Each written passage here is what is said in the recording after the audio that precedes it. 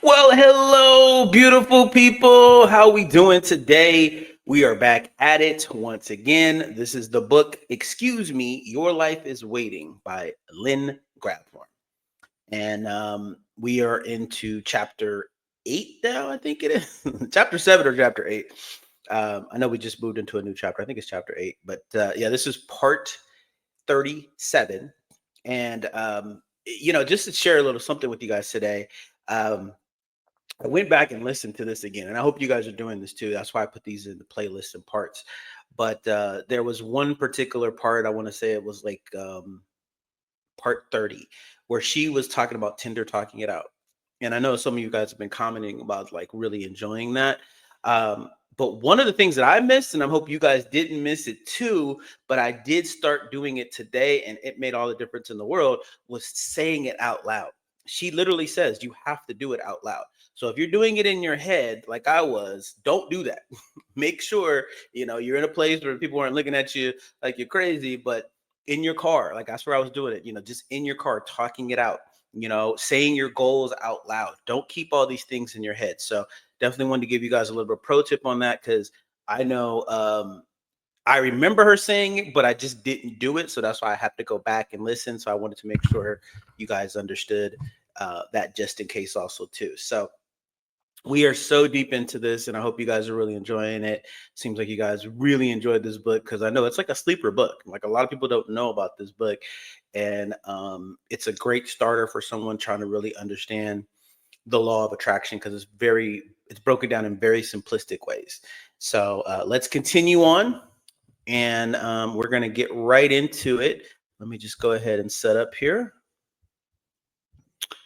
Okay, passion in creation. Here we go. Oops, 1 second. All right, here we go. Passion is creation. Passion is creation. Passion. We've talked a lot about it. It's one of those words that sounds great, but what does it mean? Yeah. How do we get it? And do we really need it? Here's your clue. Passion is creation. Contentment is swell, but passion makes it happen. Contentment is an open valve, a nice safe haven with no negative focus, a place of rest. But passion makes it happen. Passion is living. Passion is creation. Passion is about feeling your power. When negative conditions pop up for whatever reason, as they always will because we require the contrast, instead of talking about how tough things are, dig down and feel your power. You're not only connected to the force of well-being, you are that force. That force is life. That force is passion. And passion is creation. Passion comes from the excitement of having something in the making.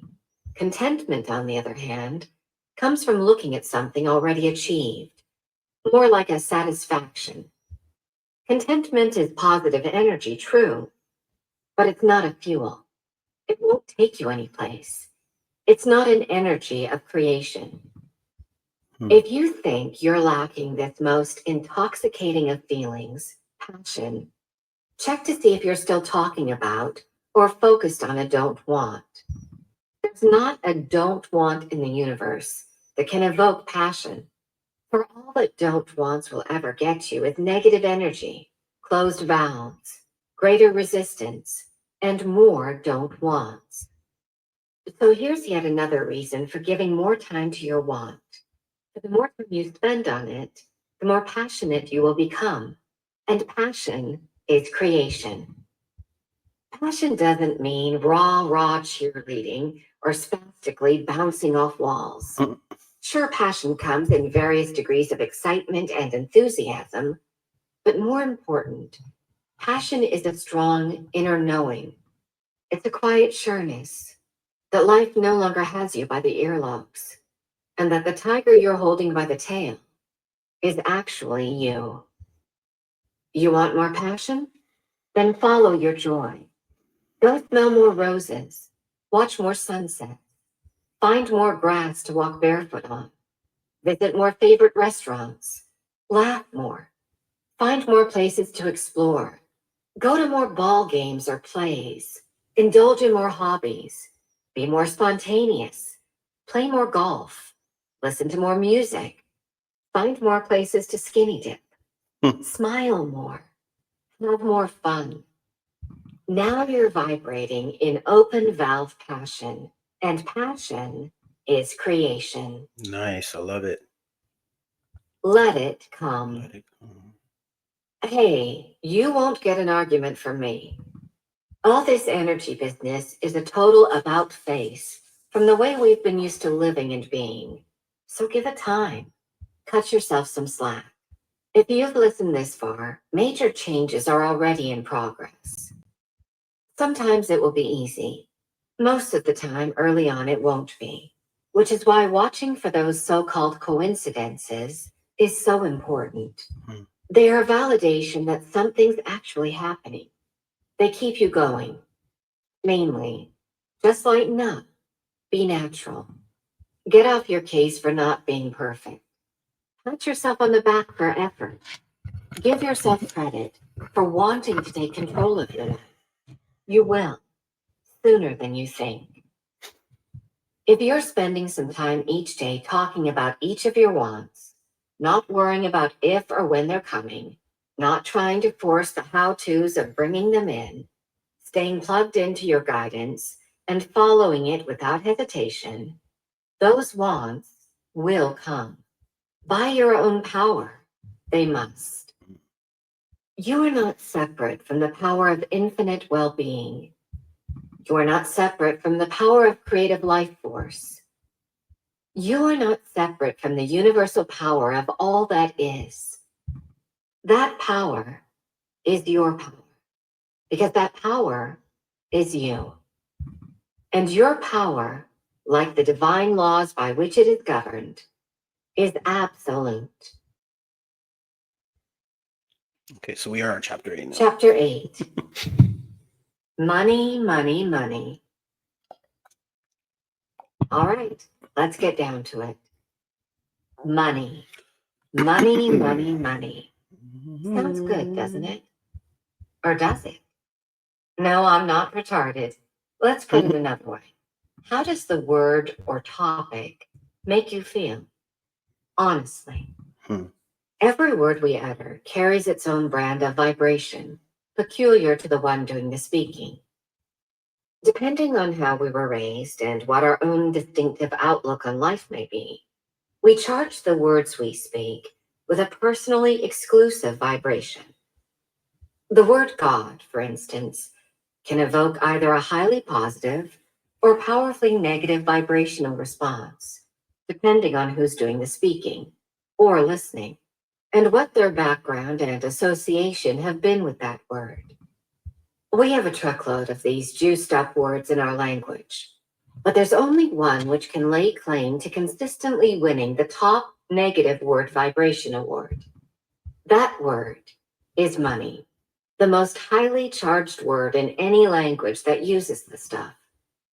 With most of us, the beliefs associated with this word are so incredibly intense. The moment we speak, think, or hear it, we send out walloping negative vibrations all over the place. Of course, all that does is create an impenetrable wall around us that guarantees blockage of this most sought-after commodity coming into our lives. Just by speaking that dumb little grouping of sounds, we're stalling the very thing we most desire. But how come? This is, after all, pretty neat stuff, is it not?